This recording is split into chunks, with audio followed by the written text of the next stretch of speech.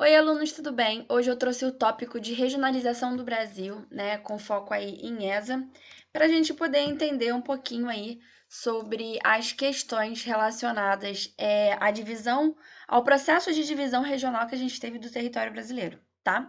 Bem, hoje a gente sabe aí que o Brasil ele é dividido, né, em 5 regiões pela regionalização oficial do IBGE. É claro que a gente tem aí outros tipos de regionalização que pode ser feita. A gente tem a regionalização feita em macro-regiões, a gente tem a regionalização do Milton Santos, mas a oficial que o Estado, né, o poder público utiliza para promover políticas públicas eficientes, né, de organização do território brasileiro, é essa do IBGE. Mas ela é bem nova, tá? Ela é de 88, ela é da Constituição de 88. Então, a gente aí tem um pouco mais de 30 anos, né, que a gente tem essa regionalização. Bem, gente, divisão regional do Brasil. O Brasil é um país assim, que tem uma extensão territorial muito grande. Ele é o quinto maior país em extensão territorial do mundo. Ele é considerado um país continental. Então, é claro que a gente teria divisões regionais. Por quê? Não tem como dividir o Brasil, né, numa mesma massa homogênea, principalmente porque, sendo um país, né, de dimensões continentais, ele vai apresentar muita heterogeneidade, seja na questão física, seja na questão socioeconômica, tá? E aí, o Brasil, ele já passou, essa área, né, que a gente conhece por Brasil, já passou por diversas divisões administrativas. Então, quando a gente está falando de divisão regional, a gente está falando também numa questão de divisão administrativa, porque é uma forma da gente administrar, organizar esse território. Então, a regionalização, né, nada mais é do que eu dividir uma massa muito grande, né, uma área muito grande, em pedaços menores para administrar melhor. É claro, se a gente for pensar em diversos outros pontos, a gente pode regionalizar de diversas formas, tá? Então, eu posso muito bem, por exemplo, regionalizar minha casa. E aí é uma área pequena, tá? Então, regionalização é dividir em partes menores. Mas no caso, a gente aí tem um objetivo principal, que é a administração. Se a gente for pensar na história do Brasil, né, o próprio Tratado de Tordesilhas, lá de 1494, ele já foi um modo de regionalizar o Brasil, regionalizar o território que seria o Brasil.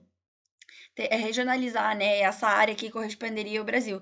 Então, só da gente lembrar, né, a porção leste ficaria sob domínio de Portugal, a porção oeste pertencente à Espanha, então já era um modo de regionalização. Mas regionalizações oficiais a gente só vai começar a acontecer, na verdade, com o Brasil como república, tá? Mas vamos lá. Temos a divisão em capitanias hereditárias, lá de 1534. Para quem não lembra, as capitanias hereditárias basicamente eram uma fragmentação do território brasileiro em 15 faixas de terras. Era uma alternativa de administração territorial que o Império Português ele disponibilizou, tá? E aí a gente tinha essas faixas territoriais, né? Essas faixas de fragmentação do território brasileiro, dado algum membro da corte portuguesa, que seria de confiança do rei, para que a gente, para que a gente não, para que o Império Português pudesse, então, organizar o Brasil. Também era uma forma de regionalização, era uma forma de fragmentação, né, com função administrativa. Posteriormente, com o intuito assim, de adaptar as características econômicas, culturais, físicas e sociais dos estados em uma mesma região, aí a gente vai ter uma divisão regional, tá? Então, a divisão regional, ela surge com a república, ela surge, né, com essa ideia de organização territorial mesmo. E a primeira regionalização, ela é de 1913, como eu estou mostrando aqui para vocês. Essa proposta, ela surgiu para ser utilizada, na verdade, no ensino de geografia, e a gente tem os critérios sendo utilizados, né, com base em elementos físicos, em elementos fisiográficos. Então, clima, vegetação, relevo, eram esses critérios que subdividiam o território brasileiro. Então, a gente vai ter, em 1913, 5 regiões. A gente vai ter a região setentrional, norte-oriental, oriental e meridional, tá? Então, a gente vê aí como que fica. Ela ainda tem aí algumas questões, né, como o estado de Goiás sendo junto com o do Tocantins, o do Mato Grosso do Sul com o Mato Grosso e etc, tá? E o estado da Bahia, por exemplo, fazia parte, né, dessa massa homogênea que tinha o Rio de Janeiro, Espírito Santo, Bahia. Era bem diferente do que a gente tem hoje em dia. Bem, em 1940, a gente tem o IBGE elaborando uma nova proposta de divisão para o país, que, além dos elementos físicos, vão começar a considerar os aspectos socioeconômicos. Então, se na primeira divisão a gente só considerou os aspectos físicos, né, fisiográficos, de clima, relevo, a gente vai agora passar a considerar os aspectos socioeconômicos, porque dessa forma eu vou conseguir reorganizar muito melhor. A região norte era composta pelos estados do Amazonas, Pará, Maranhão e Piauí e pelo território do Acre. O Acre ele não era ainda um estado. Goiás e Mato Grosso formavam com Minas Gerais a região centro.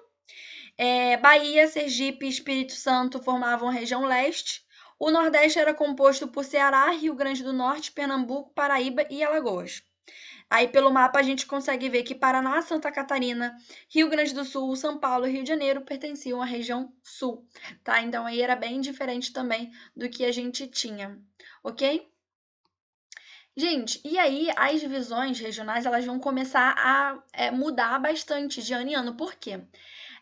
Em 1940, a gente já tem aí um Estado que é muito mais organizado, um Estado que investe muito mais, né, em projetos de integração do país, tá? Então, assim, o Brasil já tinha passado por a sua industrialização, a gente então já tem um intuito muito mais de organizar, né, para integrar.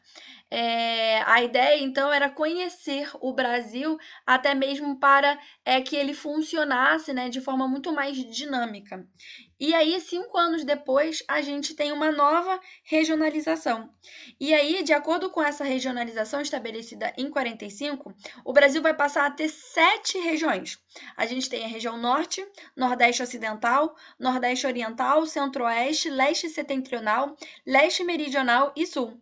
A gente consegue ver por esse mapinha aí que na porção norte do Amazonas foi criado o território de Rio Branco, que hoje é o atual estado de Roraima. No norte do Pará, né, com esse mapinha aqui, a gente consegue ver que vai ser criado o estado do Amapá. Mato Grosso, ele vai perder uma porção a noroeste, tá? Que vai ser batizado como território de Guaporé. E ao sul, chamado de território de Ponta Porã, tá? Então, a gente aí já tem uma organização em relação a isso. Outra coisa importante também que no sul, o sul, né, Paraná e Santa Catarina foram cortados a oeste, criando o território de Iguaçu. Tá, então temos esse aqui. Então, assim, aí a gente já tem uma regionalização muito mais específica, muito assim, muito mais detalhada, tá? Então, isso já vai mudando.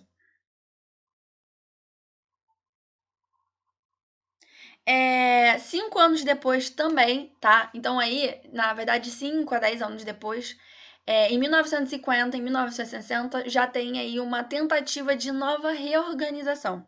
Então, às vezes, vocês vão encontrar como a divisão regional de 1950 ou a divisão regional de 1960, tá? Então, ou seja, na verdade, foram 10 anos, né, colocando e retirando territórios.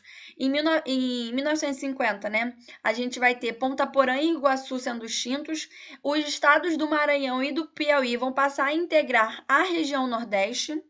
Outra diferença que a gente vai ver é que Bahia, Sergipe, Minas Gerais, Espírito Santo, Rio de Janeiro vão formar a região leste, então tem uma divisão muito grande, né?